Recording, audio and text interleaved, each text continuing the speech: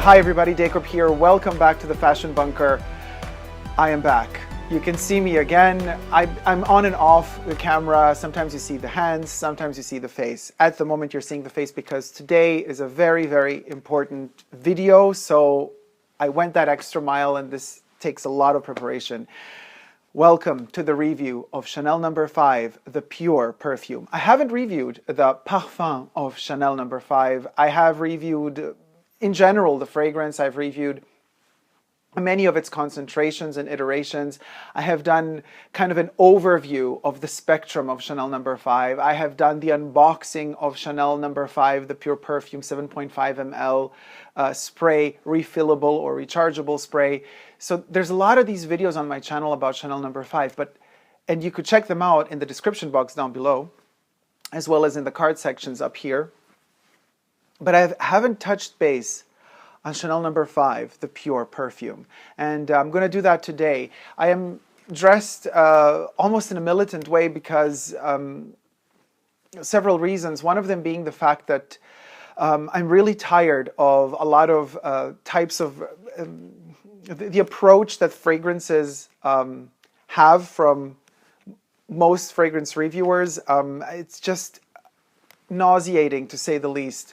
So I'm tired of that. So I'm kind of like in this battle mode because I think things have to change and we have to stop calling fragrances in certain ways and defining them according to how many compliments they get, how attractive they may make you be to others, and how many panties can be dropped while wearing them. And it's just, it's actually really disgusting.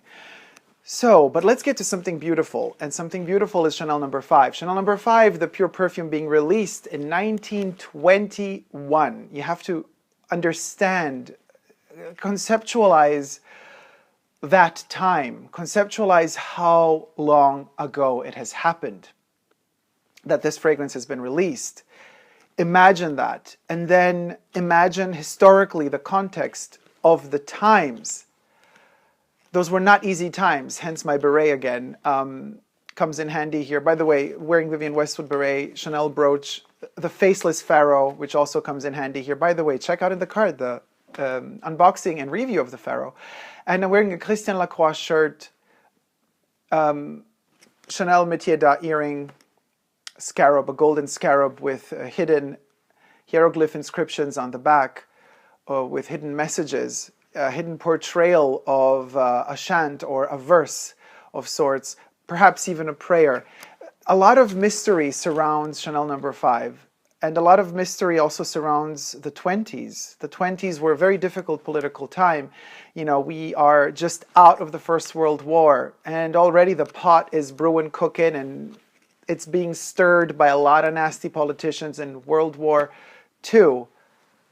It's not just around the corner, but it's going to happen, you know, quite soon. So 1921 is still, we still got away before, we still have several years ahead of us before World War II begins. But from 1921 onwards, things will just get more complicated. Chanel No. 5, here we have the little tiny 15 milliliter bottle, Splash.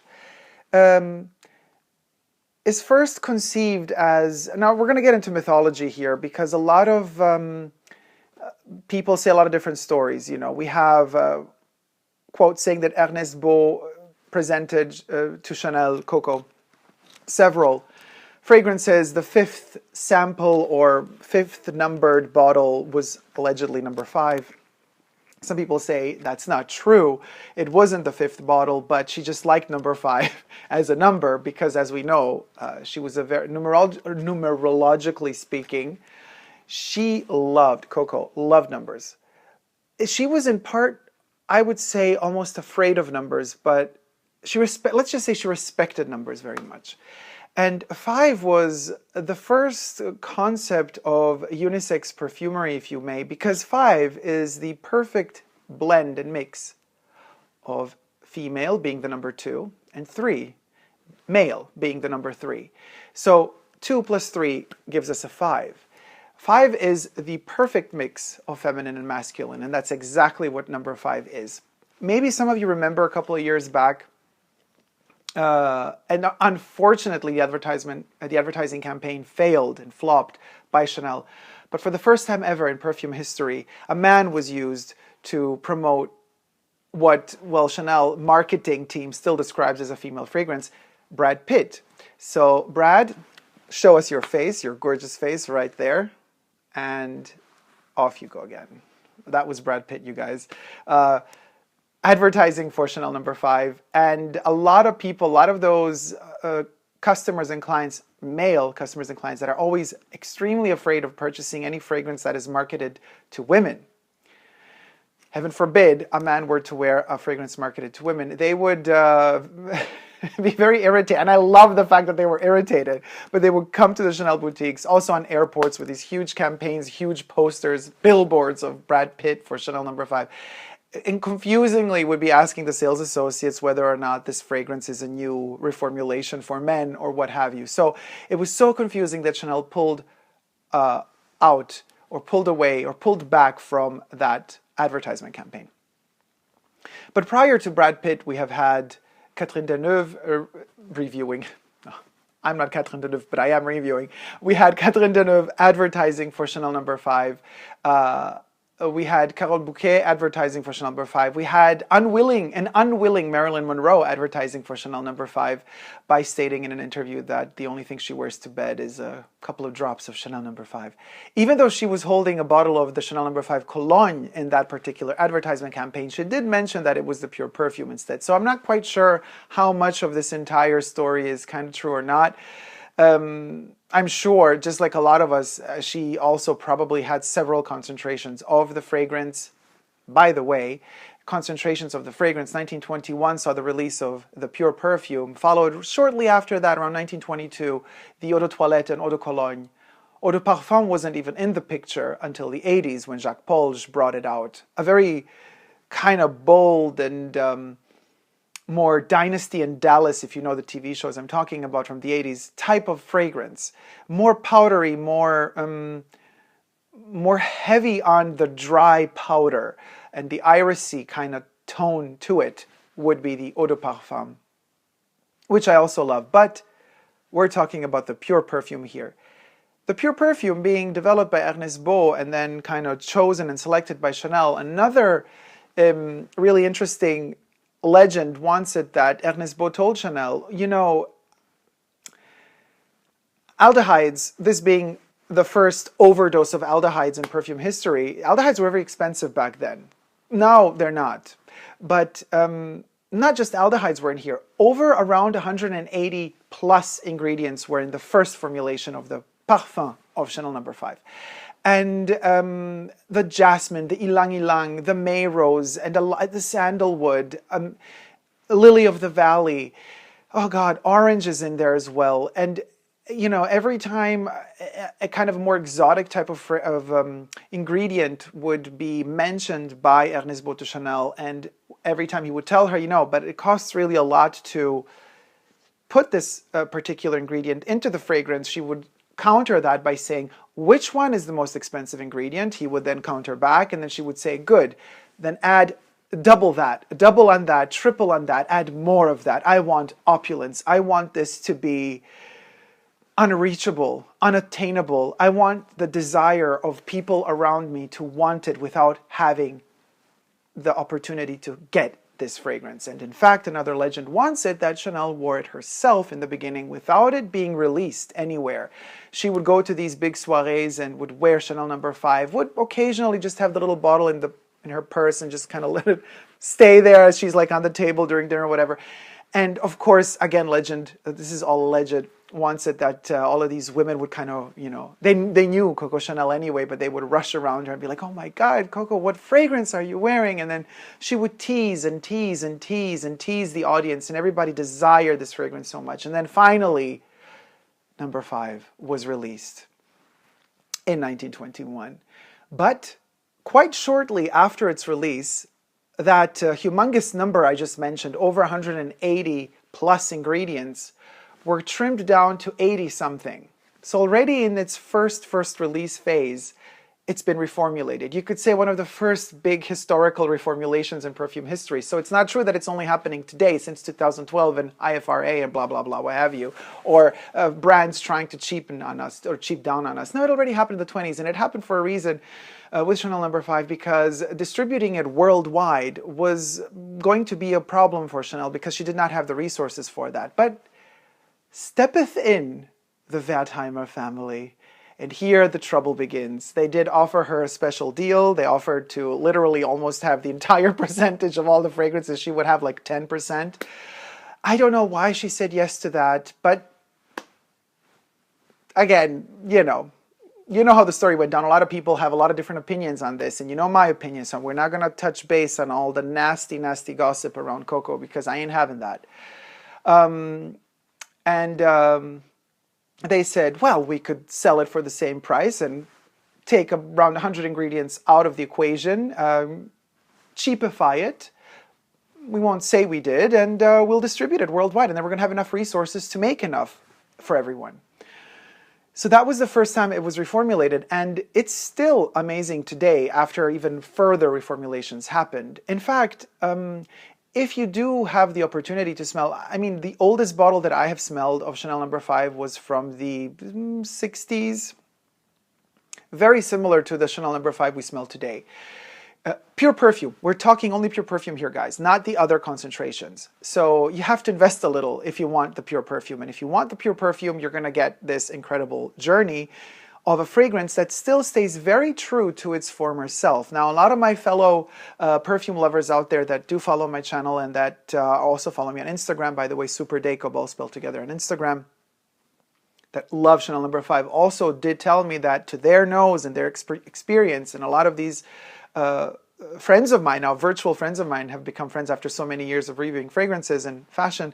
Some of them are already older, they're in their 60s or even 70s, and they do remember even older batches of Chanel No. 5, and they do also agree with me that the current formulation of the pure perfume, of all the other iterations and concentrations of No. 5, is still very respectful of the older formulations of Chanel No. 5 Parfum. What does this mean? This means that Chanel made an extra effort, whether or not certain ingredients that are considered more or less, because there's also civet in Chanel No. 5. In the new current formulation, obviously not. But to find substitutes and chemical ingredients that will synthetically substitute an odor or a smell, it's very tricky. Maybe in another 20, 30 years, if we still exist by then, it will be more possible to really copy a smell one-to-one from natural to synthetic without the experienced noses sensing out the synthetic aspect of an ingredient. Maybe that'll be possible in the future. But for now, it's kind of meh-ish possible. But with No. 5, I do smell out the extra effort made to stay true to the DNA of the fragrance. There have been many iterations of it. Here is a 15 milliliter spray refillable that is not in production anymore. There is a 7.5 ml version, which is still in production, still available today in a beautiful metal black. It's literally the same as this one. I don't know why I didn't put it out here, but you could check out in the card section the unboxing of the pure perfume, where you could see the metal package, smaller than this. And this is a refill. And it's so true what they say, big things come in small packages, and the smaller perfume packages and the more expensive it will be. The pure perfume of Chanel No. 5, the Recharge, a little vial, spray vial, comes in this miniature little tiny, tiny box, but it's very expensive, very pricey, but it's amazing. Then there is, of course, the 7 or 7.5 ml splash. There is a 30 milliliter splash, and there are exclusive editions of 125 milliliter, 250 milliliter, 400 milliliter, up to 900 milliliter. And I think if you invest even more money, you could go over a liter size bottles, both in glass and crystal, crystal being the Baccarat crystal. Some of these Chanel No. 5 pure perfume bottles come in leather cases. I mean, we're talking luxury to the highest degree. But of course, to me, packaging is relevant up to a certain extent. I do not need a leather box for my Chanel No. 5 because I'm not going to do anything with the leather box. It's just going to age and not age well with time because it's white leather. So you can imagine how it's going to turn yellow with time. Not just because of the dust, but because it will just absorb oxygen surrounding it. The thing I use the most is the Chanel No. 5 Parfum tester, which I always hunt down. I have my ways, let's just put it that way. I either find them on secondhand websites, or I know a lot of perfumeries that do sell Chanel, and perfumeries that sell all sorts of brands. And then I talk to the people who own the places, and sometimes, you know, if they're receiving new batch of new perfumes and they still have an old tester, I want to buy it. I ask them, I'll give you money, I'll just buy it. And sometimes they're super gracious about it. They just gift me it, or sometimes I do, you know, let's just say I don't pay for it because you cannot sell it, but I do leave a thank you note, if you want to put it that way, very elegantly. So let's spray it on now. Now the opening of Chanel, oh, this sprayer. Oh my God, it's so powerful. And the opening notes are still to date, and this is a relatively new batch. They're so animalic and intense and vicious. Acidic, the aldehydes sparkle and burst into your face. They are almost painfully beautiful. And you have that animalic, almost that, I have the feeling that civet just literally squirted on you and left. And it's like that's the opening of the fragrance. You have the aldehyde spark. It's like you're falling from the sky down to earth and something nasty squirts on you and escapes, and you're left all alone all of a sudden in this field of lilies of the valley, which are very, very poisonous. If you eat them, you could die. And you start running through this valley because you need shelter. There's a storm coming. There are clouds all around you. You have the feeling there are mountains surrounding this valley, two twin mountains looking at you. And you're running through this valley, and all of a sudden, all of these lilies and all of these clouds all around you, all this gray and the thunder, there's no rain yet. It's just so menacing. But right before it starts to rain and right before you lose all hope, lilies of the valley have stopped, and you are encountering a field of jasmine and roses. And then there's like hints of ylang-ylang all around you, and you are in a safe haven all of a sudden. But every time you look back, you see the danger, you see the clouds, you see the fear, you see the complications. They are there. They're menacing. They're not leaving you. They're just becoming a bit smaller as you're walking through this field of roses and jasmine and hints of ylang-ylang. Let's get to the notes so you can get to see a little bit, or get to hear a little bit about what Chanel No. 5 is all about. So we have the ylang-ylang in the opening notes: bergamot, lemon, neroli, and aldehydes. You know, the lemon, neroli, all of these citrusy, orangey notes, to me, my nose, it doesn't really work on me. The only reason why it does work, I don't smell them out particularly per se. They blend in very well with the aldehydes, and they do create what I mentioned before, this acidic tone in the opening note, together with the civety skank. This is a nasty kind of blend, and it's difficult, but with every good perfume, you cannot rely on top notes alone. You have to let them dry down, and then you get to the miracle. You get to the magic, especially in pure perfume. Pure perfumes are meant to be that way. They need time to get to know your skin. Every time you respray them, they're going to have to get to know your skin anew. And they're going to fight with it, and then they're going to fall in love with it, and then they're going to blend with it, they're going to make love to it and with it, and then they're going to have babies, and those babies are the fruits that are going to kind of be the effect of the smell in your nose, and that pleasure you're going to obtain every time you smell the dry down of the pure perfume on your skin is going to be literally the fruits of all that labor and love. It's like the little babies. That's how I kind of envision it. Middle notes: lily of the valley, which I have already in the top notes for my nose, rose, orris root, iris, jasmine. And then in the base notes, just to name a few things, we got moss, we got patchouli, we got the little civet, we got vanilla, sandalwood, amber, and vetiver.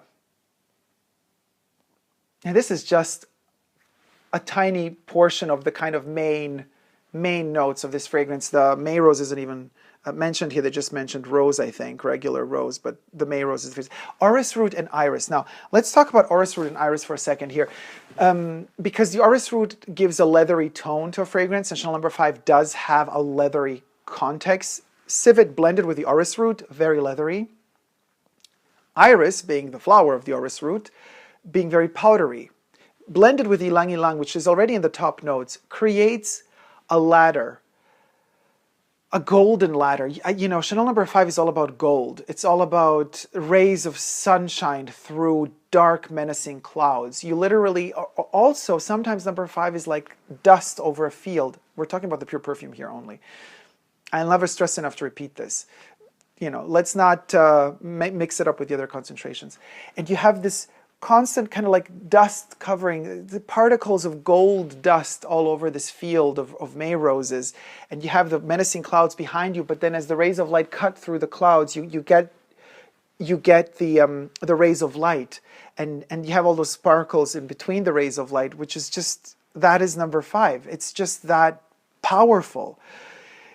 No. 5 has seen also a variation of packaging and bottles throughout the decades. The first one being the most simple one, resembling the apothecary or pharmaceutical type of bottles that could contain medicine. And the stopper, mind you, was not this like flat, elongated diamond cabochon looking, not diamond, but more like a cabochon looking stopper. It was a square cut.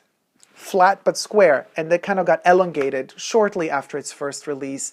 Then it got thicker or thinner, flatter or not flat, what have you. But the biggest transformation Chanel No. 5's bottle has ever seen, because it has always been transparent, it has always had its either crystal or glass bottle from the get-go. But the first time ever in history that the big transformation happened was back in 2018, which was last year for Christmas. Chanel No. 5, the pure perfume, as well as L'Eau and Eau de Parfum, received a special makeover. Now, for the occasion, I have to put on my gloves for this. There you go. Now, I'm going to show you something very special. The most prized possession in my collection. I haven't showed it ever before. This is the first time, and I thought, what better occasion than the review of Chanel No. 5, the pure perfume, to show you this holy grail of Chanel collectors, you could say. This is the Chanel No. 5 pure perfume bottle. It is a factice, or as they call it, a dummy. It's not the actual Baccarat red crystal or whatever crystal they used to make the 900 milliliter limited edition bottles, which they sold with the fragrance in them.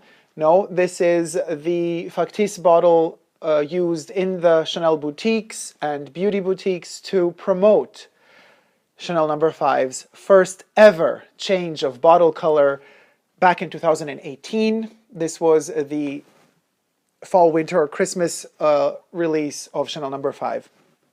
Now, since the pure perfume was not released in a 15 or 7.5 milliliter bottle, the closest thing I could get to was trying to hunt down the factice, because I mean, $40,000 to $50,000 or euro for the 900 milliliter red crystal bottle was just not in the equation. Also because, I mean, quite frankly, the fragrance, so if you were to purchase just the 900 milliliter in a regular glass bottle, would not cost more than $4,000 or $5,000, which is still a lot, but not 40. You know what I mean?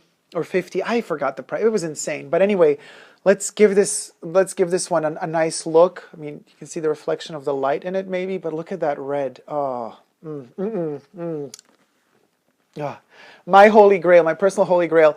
It's always with me, and of course, I don't touch it with bare hands. This has to be only touched with gloves because it's a very special product, obviously.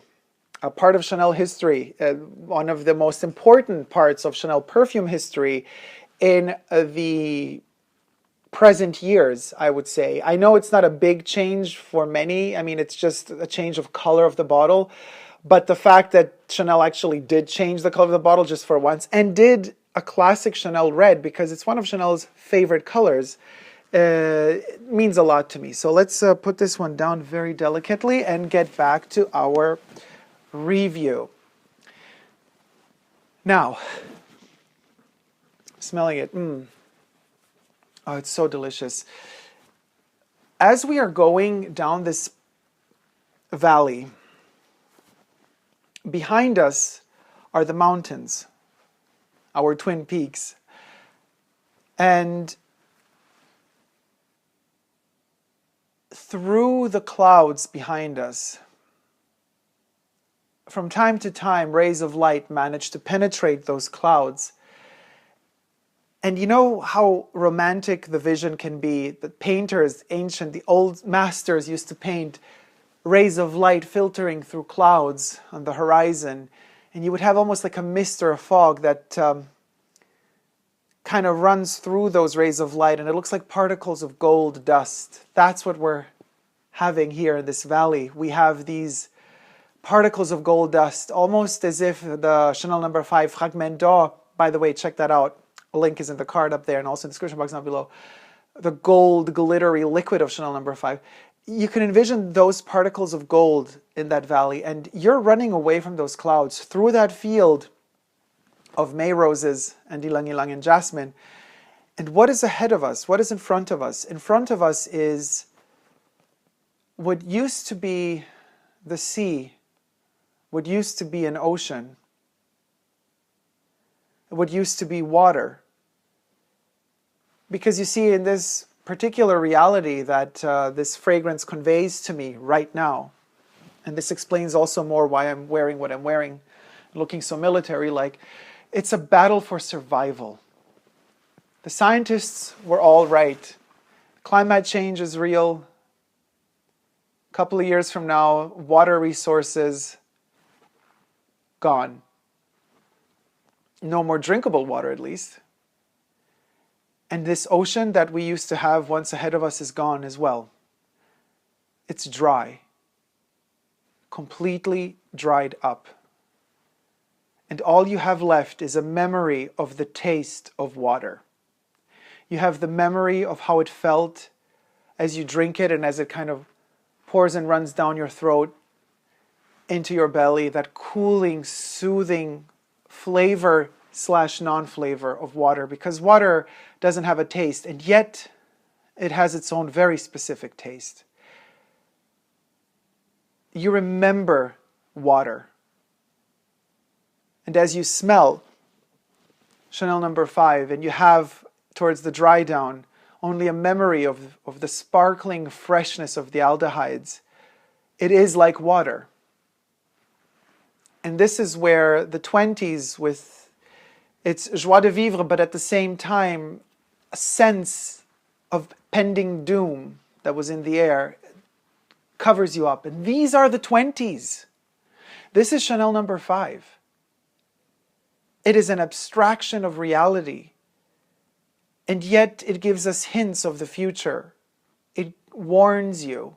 It warns you that something might happen at any moment. And it's not a good thing. Nothing good can happen.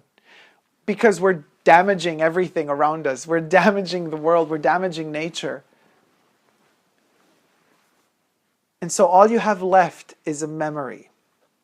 Is a particular memory of freshness and water and cooling comfort. As Chanel 5 Parfum dries down on your skin, longevity is amazing here, but projection is very tight. Very, very tight. Because just like, a little bit of water that's left just to be able to sustain yourself and survive, it's very limited. So what does this mean? This means that the only people that get to smell Chanel No. 5 Pure Parfum on you are the ones that you allow to come really close to you. And that is a virtue of a pure perfume. I know a lot of people erroneously tend to judge fragrances on their projection and longevity, not every fragrance, in order to be good, needs to last for days. Or not every fragrance to be good needs to project miles and miles away from you. It doesn't. Chanel No. 5, the pure perfume, does not project that much in the dry down. But for what it does project, for whoever has the privilege of getting that chance of smelling it really up close, will fall in love with it. It doesn't let you look back ever again. Once you've smelled Chanel No. 5's Parfum Dry Down, there's no going back ever again. And it's a painful memory once it fades and once it's gone, because you need it again and you want to get back to that dry down. And I'm not talking about a scent that is addictive like a drug. No, this is more a memory of a past, but it could be also a potential menace for what a dark future could be if you don't step it up and change your ways. There's sadness there, but there's also hope. And you know, this is not by any means a negative connotation to this fragrance. I find it extremely positive because it keeps you awake. It's dreamy and beautiful and intense and creamy and powdery and watery and warm and cold and fuzzy and sharp and edgy and smooth. It's all of these things at the same time, and it keeps mutating and changing like a virus, like an aggressive virus that keeps finding ways of surviving. And there's no way on earth that any scientist, medical practitioner, or whatever have you, can find an antidote, can find an antiviral medication to stop it, because it keeps mutating. And I laugh every time when I hear people say, "Oh, No. 5, my grandma's fragrance, smells like grandma's." I have never smelled a fragrance more timeless than Chanel No. 5. It is so abstract that you cannot label it in terms of time. You could label it in terms of colors, in terms of, this meadow, in terms of visions of nature or absence of nature. You could put a context around it, because we know when it was released. We know it was released in the 20s, so we do know the political context it was released in. But it could have been released today. And perhaps 100 years from now, some other Dacob will be sitting in front of some other means of communication, in front of some futuristic cameras that won't be cameras anymore, because we're probably going to have chips inside of ourselves. Could just record immediately the thoughts and transfer them onto visual, in terms of visual contexts. So if No. 5 were to have been released in 2019, 100 years from now, if there will be 100 years from now, some future Dacob will be telling you how timeless Chanel No. 5 is, and how fascinating it was that it was released in 2019 in a very complicated political context where countries are kind of almost at war with each other, but politics have become so more complex than they ever were in the past, and the struggle that humanity faced back in 2019 was a very particular type of struggle, through a lot of silence, a lot of political correctness used to silence people, a lot of conformity used to block people from growing, to block people from developing their minds, to block people from becoming who they truly were intended to become, to block people from being free. No. 5, to me, is about freedom. The pure perfume of No. 5 being the quintessential portrayal of that freedom. It's emotional. It's extremely emotional, and so important to never, stress enough and repeat this over and over and over again. This particular perfume, all perfumes, but this particular perfume, Concentration Parfum, is a powerful key. It unlocks doors to you, to your soul, to your past, to your future, but it also unlocks doors on a higher level of existence, because it makes you visualize scenes in front of your eyes that are not there. That, you know, I'm right now in the bunker, but I see landscapes. I'm surrounded by cement walls, but I see a meadow. I see the clouds. I see the rays of light. I see the gold dust in the air. I see the dried up ocean. I smell the ylang-ylang. I smell the fields of roses. I see the lilies of the valley. I'm tiptoeing around them because I don't want to harm them, but at the same time, my fear and respect of that particular plant, because it's so poisonous, is also overwhelming. And all of this just because of a smell that's right here. Chanel No. 5 Parfum came out in 1921. There's another very important milestone in Chanel's legacy, and that is the 255 bag. This one was released in 1955. This is another one of the milestones of Chanel's life, because she was alive when this bag was released. She designed this bag. Why am I showing this bag here right now? I'm showing it because, oddly enough, and I've been thinking about this for a long time, this bag does not, this is one of those rare pieces of Chanel heritage that doesn't fit with Chanel No. 5. Super bizarre. I don't know why, but it,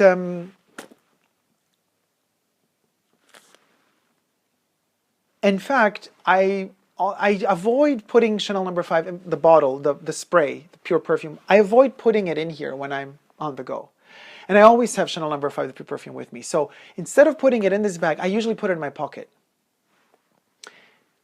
And I think this has to do with the fact that Coco made this bag out of practical reasons. It was a very practical bag. You know, you could check out the review of this bag in the card section or description box down below. So I won't get into detail, but how extremely practical the need to create all the details of this bag is the total complete opposite of how unpractical and how abstract the need was to launch and love and desire Chanel and create Chanel No. 5. Chanel No. 5 Parfum has no practicality to it. Zero. There's no metal chain made metal because that's how people, you know, because the metal can't be cut with scissors. Nobody can cut your strap from your bag, pull it off you on the streets of Paris and run off.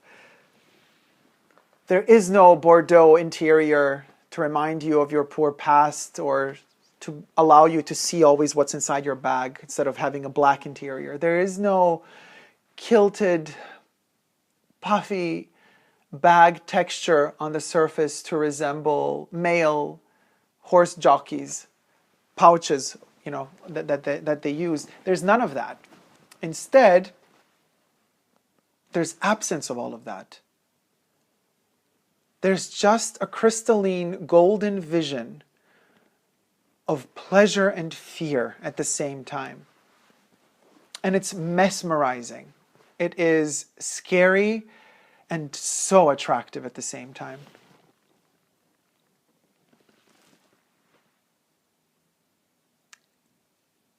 The vetiver blends in with the sandalwood and the ylang-ylang in such a way, but the ylang-ylang is in the top notes, but it trickles down all the way through to the bottom notes. But the sandalwood with the vetiver, the amber notes and the civet, when they're drying down, it's as if at the end phases of the pure perfume's lifespan on the skin, it's as if they would be sprinkled with May roses, and there's those hints of delicate, delicate, delicate May rose scent, covering all those more intense smells.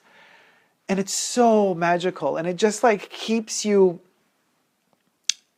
alive. It gives you like, literally gives you life. And I'm telling you this because, I mean, I love Chanel No. 5 so much. It is the fragrance that made me love other fragrances. Now, can you imagine what that means? I mean, and I love perfumes. But I would have probably never discovered my love for other perfumes had I not discovered my love for Chanel No. 5, the pure perfume. And this was one of the first fragrances I fell in love with when I was a kid. I did not smell the pure perfume first, but I got to it very soon. And when I got to the pure perfume, everything changed for me. Nothing would have ever been the same. No other fragrance would have ever smelled the same. It's as if No. 5 allowed me to appreciate all other perfumes. And this, to me, means the world. So I want to thank Coco, and I want to thank Ernest Beau for delivering such an incredible thing. And you know, and we always say perfume is also super expensive, and all these perfume companies are ripping us always off because the markups are huge. In the case of Chanel No. 5, the pure perfume, it's irrelevant. The markup means nothing because this elixir is so special. It's so magical. It's worth every penny to me, because it literally did allow me to understand. It opened my mind, you know, and opened my understanding, my soul, my heart, my whole being to all the rest that's out there. It was the fundamental key. It was the first key. It was the initial awakening for me. And that alone cannot be quantified in money. Money just makes everything dirty. It just creates a limitation surrounding anything that is actually meant to be poetic and beautiful. So Chanel, don't you ever discontinue Chanel No. 5, the pure parfum. Thank you guys so much for watching. I hope you liked this video. I'm back for now. And please subscribe to my channel here on YouTube if you haven't already. I'm also on Instagram, Facebook, and Twitter, superdacob all spelled together. And I would like to thank my patrons who are pledging and supporting me on Patreon. Without you, everything would be way more difficult. Trust you me. Thank you guys so much. Until next time, never forget to never give up on love. Love you all. See you soon. Take care. Bye.